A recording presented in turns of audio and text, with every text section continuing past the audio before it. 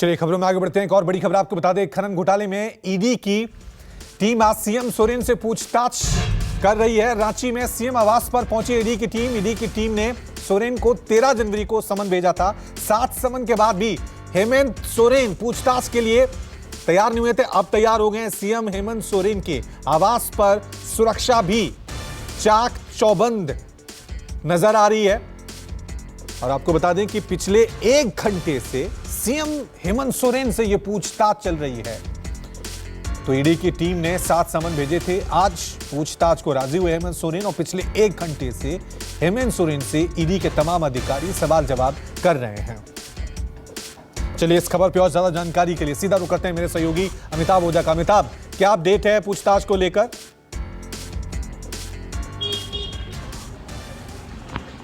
देखिए, बिल्कुल 1 घंटे का समय बीत चुका है जब ईडी के अधिकारी हेमंत सोरेन से पूछताछ कर रहे हैं मुख्यमंत्री आवास में।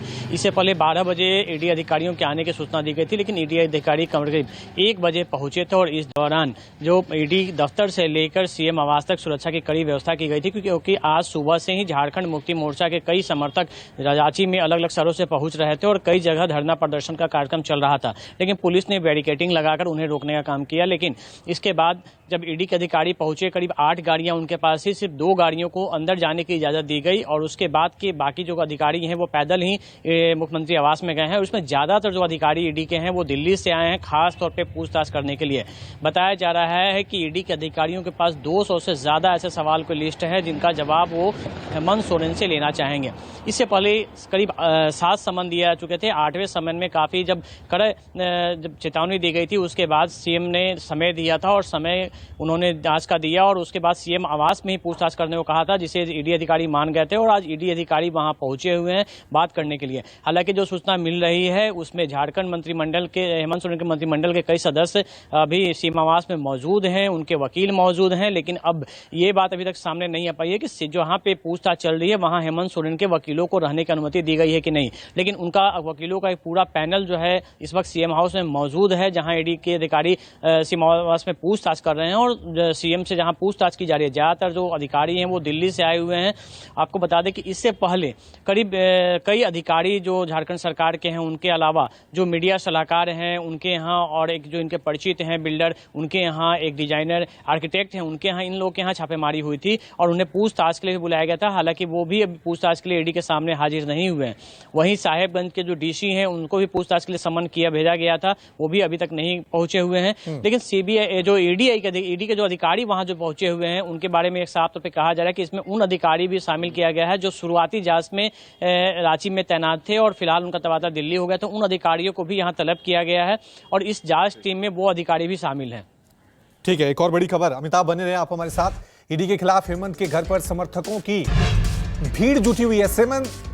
सीएम हेमंत के समर्थकों ने ईडी के खिलाफ वहां पे नारेबाजी शुरू कर दी है। तो सीएम हेमंत सोरेन के तमाम समर्थक उनके आवास के बाहर पहुंचे हुए हैं और ईडी के खिलाफ जमकर नारेबाजी की जा रही है।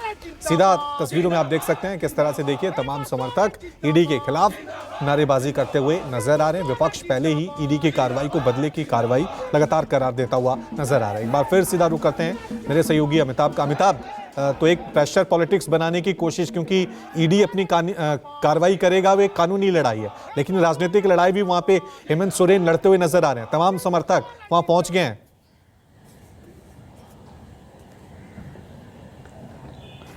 देखिए, अभी जब ईडी के अधिकारी वहां पहुंचते थे उससे पहले ही ईडी के अधिकारियों ने झारखंड के डीजीपी और गृह सचिव को पत्र लिखा था और सुरक्षा व्यवस्था पुख्ता करने की मांग की गई थी। कहा गया था कि पश्चिम बंगाल में जिस तरह की हिंसा हुई वैसी वारदात यहां न हो, इसके लिए वहां पे सुरक्षा व्यवस्था पुख्ता की जाए। और इस बात का अंदेशा इस बात को लेकर भी था कि झारखंड मुक्ति मोर्चा के कई नेता लगातार बयान दे रहे थे कि यदि ईडी कार्रवाई करती है तो उसका पुरजोर विरोध किया जाएगा। और यही वजह है कि आज सुबह से ही कई इलाकों से जो झारखंड मुक्ति मोर्चा के कार्यकर्ता है वो रांची पहुंचने लगे थे। हालांकि सीएम आवास से करीब 500 मीटर पहली बैरिकेडिंग लगाई गई थी, लेकिन उसे वो पार पार कर गए और करीब 100 मीटर के बाद एक दूसरी जो बैरिकेडिंग लगाई है वहां तक कार्यकर्ता पहुंचे हुए हैं और लगातार वहां पे ईडी सीबीआई और बीजेपी के खिलाफ नारेबाजी की जा रही है। हालांकि प्रशासन उन्हें उस मुख्य गेट तक आने में सफल नहीं होने दिया है जहां पर इससे ईडी की अधिकारी मुख्यमंत्री आवास में प्रवेश किए हैं। लेकिन वहां पे जो सुरक्षा की हम बात करें तो लगातार जो ईडी ऑफिस है वहां से लेकर उन्हें पुलिस एस्कॉर्ट में मुख्यमंत्री आवास तक लाया गया था,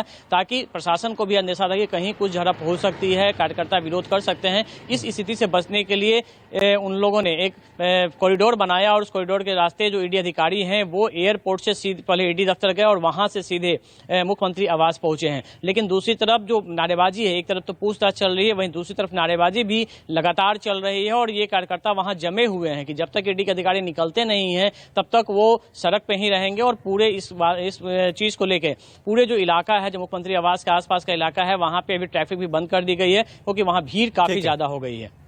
ठीक है, शुक्रिया अमिताभ तमाम जानकारी के लिए। वक्त हो गया एक छोटे से ब्रेक का, फौरन हाजिर होंगे, देखते रहिए News 24।